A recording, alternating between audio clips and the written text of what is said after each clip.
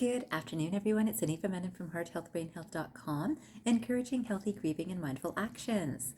Today, I thought I would start with a little bit of a story to share with you, which I'd heard recently and I thought was perfectly fitting for the video today.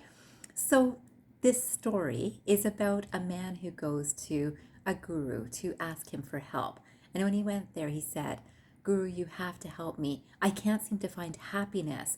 I can't find it in my relationships. I can't find it in my work. I can't find it in any experiences, my family, my friends. I can't find happiness. I can't find it when I go on vacations. I can't find it when I come back from vacations.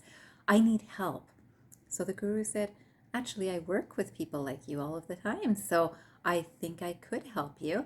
But let me take you for a tour through my hospital so you might meet a couple of people that are experiencing or have experienced something like you." So the man said, "Excellent, that would be great." So they go into this hospital, and as they approach the first door, all they can hear is a man crying inside, and he's saying, "Lo, lo, lo, lo, lo, lo, lo." And this gentleman says, "What's happening in there? How come this man is crying? And why does he keep on saying lo, lo, lo?" And the guru said, this man was in love with a woman named Lola. And he was so in love with her. She was in love with him too. And he proposed to her. And she said no.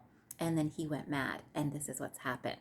And so they look in and they see this man huddled in a corner and crying, saying lo, lo, lo. And so they close the door. And he says, "I want you to meet someone else too."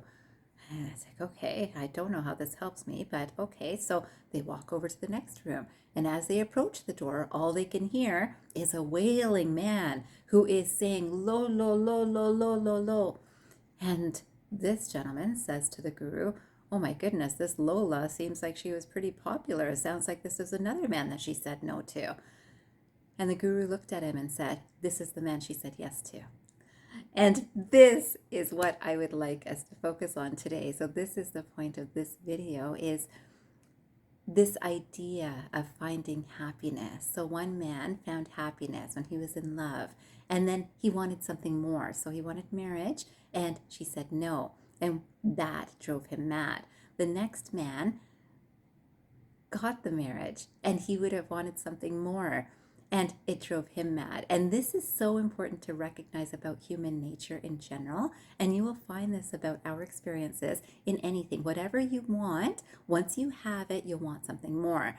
And this is a very interesting concept for us to get our minds around. So I thought I'd start today's video also with this first quotation, which doesn't have an author. I found several authors for it, so I'll just say it's an author unknown. It says, "Never trade temporary pleasure for permanent regret." Never trade temporary pleasure for permanent regret. And this is so important, right? So if we think about it, what is permanent about both of those situations? For example, of those two men in a madhouse who are recognizing that they had love, which they've lost, right? And it's this temporary pleasure. I have this temporary pleasure, but I want more. And this idea can lead to permanent regret. Yet if each of them was to focus on the love that was shared in their individual times with even the same woman, it's so different than this striving for more, which is, again, the human mind and ego-related personalities that we have created in our life experiences.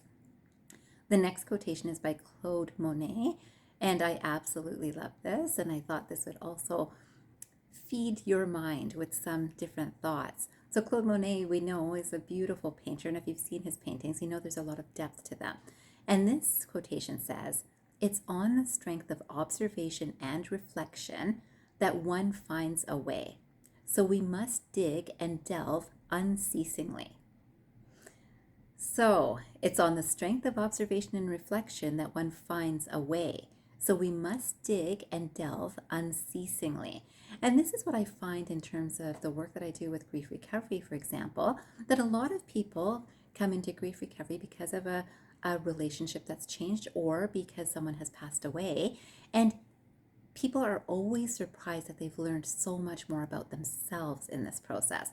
And that's the goal, is to learn about ourselves. And so many times we're kind of caught up in the superficial, I need to know how to get over this loss, that we forget to go deeper. And this is what I love about grief recovery, and certainly been my experience with it. And certainly I see it in the experiences of the clients that I work with. So today I'd love for you to sit for 5 minutes after this video and just think about, what are you willing to dig unceasingly for in terms of your own awareness, of your own expanded awareness of yourself, really, right? This is the whole idea of self-inquiry, which has so much importance when we look at even traditional medicines, when we look at traditional healing, when we look at spirituality. We certainly look at understanding the self. And when people are really ready to understand, there's a world of awareness that opens up. This is why I love meditation too, of course, because the same thing can happen. Now, even with meditation, unless we're digging unceasingly to discover something without a conscious doing this, right? This is just allowing information to come to us that is present and available and abundant and eternal, and it is unlimited. This sort of space, again, can be done through things like grief recovery if a person's mind is intending to understand themselves. And I love the idea of know thyself. So today I thought I'd finish with this last quotation by Jiddu Krishnamurti. And I'm finishing with this quotation because I'm going to be doing a few videos after this one to talk a little bit more about this whole idea of self-inquiry, self-reflection, this deeper introspection into ourselves, and hoping that some of you listening might get a little bit of a deeper perspective on how we can look at things that many of us will take for granted unless we put our focused attention on it. So this is a quotation that I'd like to share and end this video with. It says, "Observation without evaluation is the highest form of intelligence." Observation without evaluation is the highest form of intelligence. Now you would think, wow, well, if I observe something and I'm not evaluating it, then what's the point? Right? The point is just that experience itself. The point is there's much more depth that we can get when our problem-solving sort of mind, intelligence, doesn't put its two bits into it. So when intelligence starts getting a hold of something, our ego is also part of it. And so we will start judging things as good or not good, or right or not right.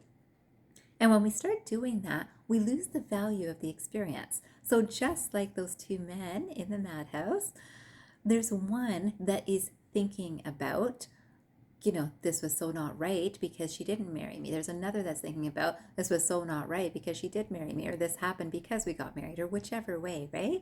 Both of them were affected. And we do this to ourselves all the time too.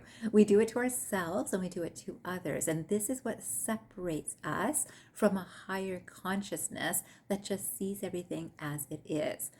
So I hope that this idea has helped you a little bit to think of things just a little bit differently. And again, I will be elaborating on this in the next few videos, but for now, if you can look at it as, when you've got something good, just appreciate the good. Don't start thinking about, what if this isn't good, or what if this changes, or this person did this last time so they could do it this time. So we don't look with fresh eyes. We look with our experience that has then affected what our current intelligence is. We think our current intelligence is all about this moment, and oftentimes it's about the past that we have built up to now.